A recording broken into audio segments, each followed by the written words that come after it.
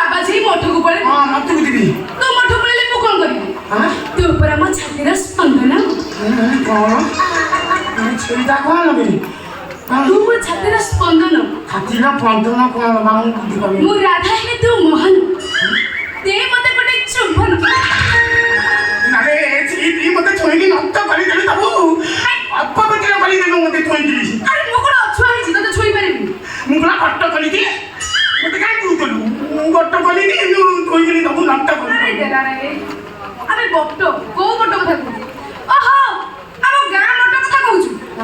ବଟକୁ ତୁ କଣ କରୁଛୁ ତା ବୋଉ ଜନ୍ମ କରିଛି ନା ତୁ କରିଦେଇଛୁ ଇଏ ମୁଁ ସିଏ ବଟ କଥା କହୁନି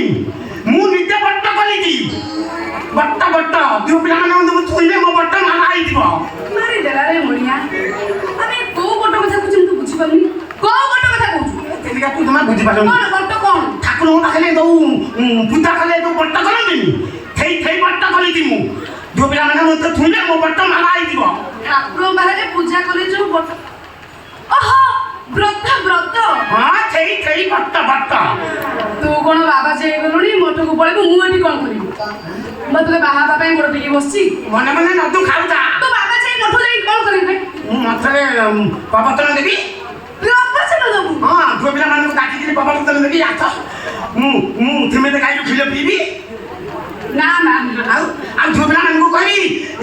ସମସ୍ତଙ୍କୁ ଗୋଟା ଜାଗାରେ ବସେଇକି କହିବି ଶୁଣ ବାପା ମା କହିଲେ ସେବା କରିବ ଆଉ ଗୁଲୁ ଜଣଙ୍କ କଥା ମାନିବ ସ୍ୱାମୀମାନଙ୍କୁ ପୂଜା କରିବ ଆଉ ମଝିରେ ମଝିରେ ପୂଜା କର ମଝିରେ ହଁ ମତେ କରିବେନି କି ମୁଁ ଜାଣେ ଶୁଣ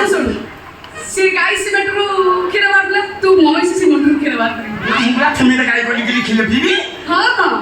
ଆରେ ବାବା ପାଇଁ ମୁଁ ଗୋଡ଼ ଟିକେ କହିଛି ତୁ ସିମେଣ୍ଟ କଥା ଭାବିଲୁଣି ତୁ ତୋର ମନେ ମନେ ଗୁଜ ଖାଉଥା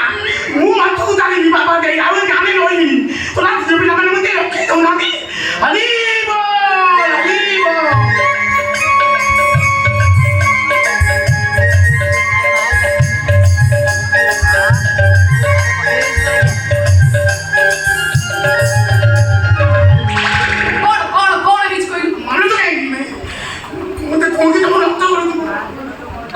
ନଷ୍ଟ କରିଦେବି ଶୁଣ ତୁ ଯଦି ମଠକୁ ପଳେଇବୁ ମୁଁ ବି ତୋ ସହିତ ମାତା ଯାଇକି ମଠକୁ ପଳେଇବି ଛତନେ ନା କଣ ଏ ଚୁଲି ତୁ ଛତନେ ମୋ ସାଙ୍ଗରେ ମାତା ଯାଇକି ଯିବୁ ତୁ ବାଜି ବାବା ମୁଁ ମାତି ମାତାଜି ତୁମେ ଦୁହିଁଙ୍କ ଭିତରେ ଯିବା କୀର୍ତ୍ତନ କରିବା ମଝି ଚୁଲି ତୁ କଣ ମତେ ଡାକୁଛୁ ଡାକୁଛୁ କାହିଁକି ତୁ ମତେ କଣ ଡାକୁଛୁ ଆগে କହିଲୁ ମୁଁ ତୁ ନାଁ ଧରିକି ଡାକୁଛି ଚୁଲି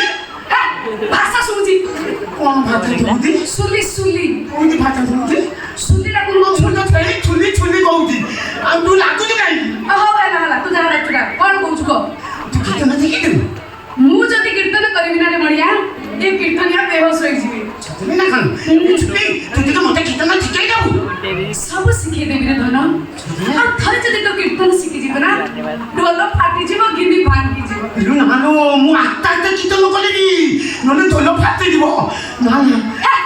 ଯା ବାଡୁଛି ଭାଡୁ ଭାବ ଆସିଲେ ଢୋଲ ଗିନି ଗଲା କିଏ ପଚାରେ ତତେ କୀର୍ତ୍ତନ ଶିଖେଇ ମତେ କୀର୍ତ୍ତନ ଶିଖେଇ ଦେବୁ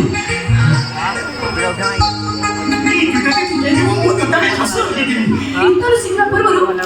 ଆଗ ଏଇଟାକୁ ପିଇଦେ ଏଇଟା ଗୋଟେ ହଉଛି